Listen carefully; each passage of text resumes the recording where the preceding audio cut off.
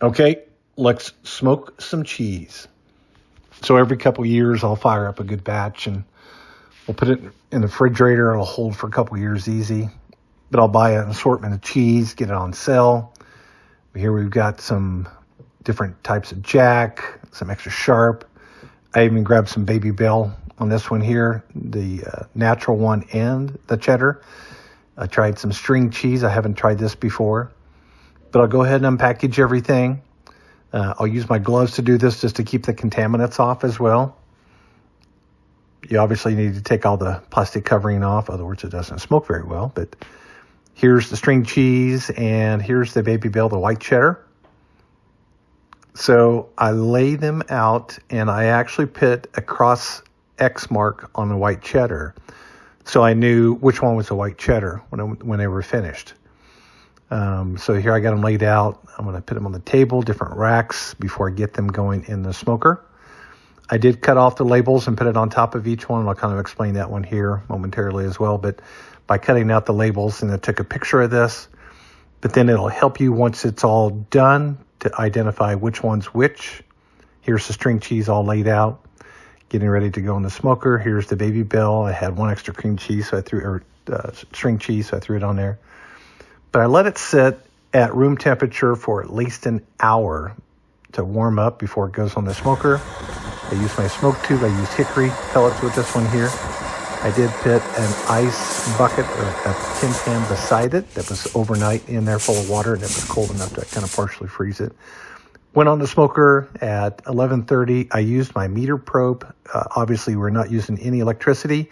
I just wanted to monitor the inside temperature. Outside temp was 28 when we started this cook-off.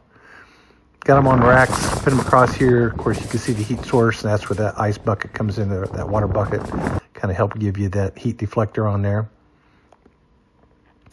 Here it is after the first hour. Obviously, my internal temp, I want to watch the internal temp to make sure it doesn't get over too warm, because it'll start to sweat and or melt down. So that's why I like to smoke my cheese when it's cold outside, just to kind of eliminate the factor that it could start sweating or melting out. Here it is all stacked up there. Now I did rotate these guys every hour just to kind of give them some different smoke on the surfaces. Here it is after the first couple hours. Chamber's nice and smoky.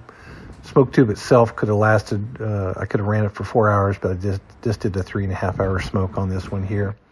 A lot of people sometimes will only go for 2 hours, but that's too light a smoke for me. But at 3 o'clock I was done. So I did a 3.5 hour smoke on it. By the time I was done, the outside temp was only 36, so we did really good on that. Here's kind of a close-up of everything. Done.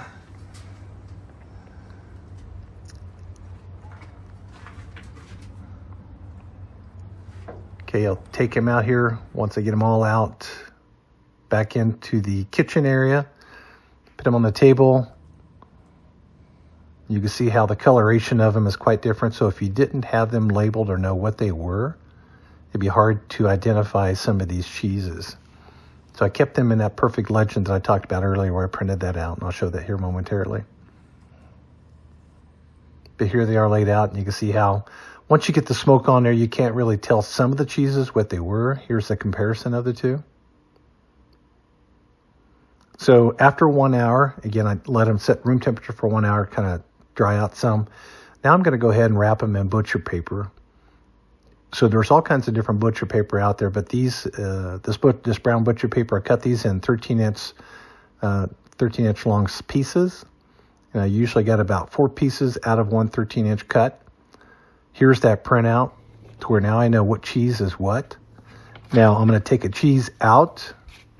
I'm going to wipe it off. Of course, I got my gloves on because I don't want to get the contaminants on it. Wipe off any moisture. I'm going to put it in that brown butcher paper, wrap it up,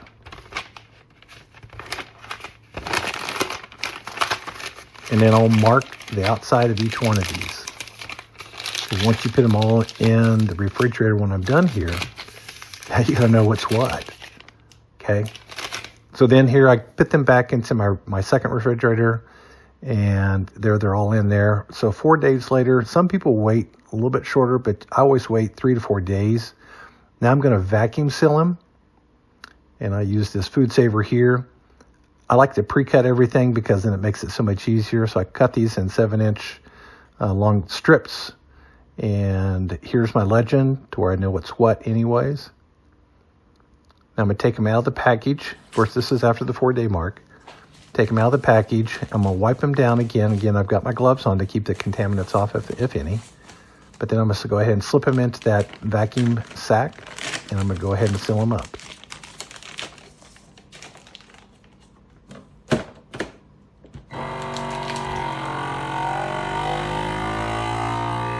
Okay, by sealing them up in the vacuum sack, I don't freeze them. I recommend not freezing them. Just keep them in the refrigerator. They'll last 2 to 3 years easily. After that, I've got my beautiful wife to go ahead and label them, what the cheese is and the date that it was smoked as well. And we did the same thing for all of these string cheese, a little bit shorter bags for them, but I packaged them 6 or 7 per bag. Get them laid in there, give you enough room to where you can vacuum seal them okay.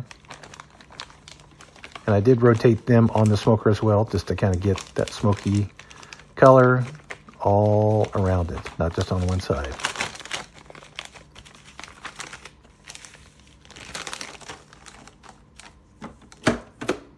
I've never smoked these string cheese before, so I'm really excited about trying them and the baby bells.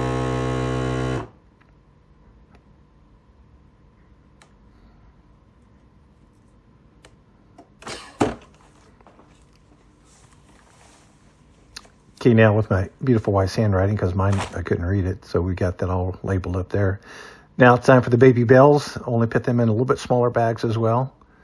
By pre-cutting them, now you could buy the pre-cut bags, but you're wasting a lot of bags. So I just buy the big roll, and then I'll go ahead and measure them out the size that I need, seal them, and then I'll have all the bags already ready to where all I got to do is stuff them and vacuum them.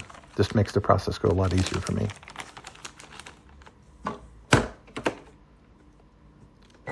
Now I did have the cheddars. I did label them separately because I had scribed that X on the top of them. To where even after they were done smoking, I can tell which one were the cheddars and which one were just the regular baby bells.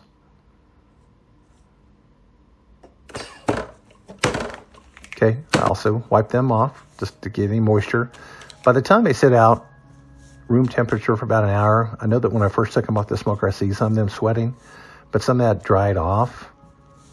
But here is everything all done. Now, I recommend waiting at least 30 days before you dig into them. In other words, they taste like an ashtray. Other than that, I hope you enjoyed the video. Make sure you like us and follow us.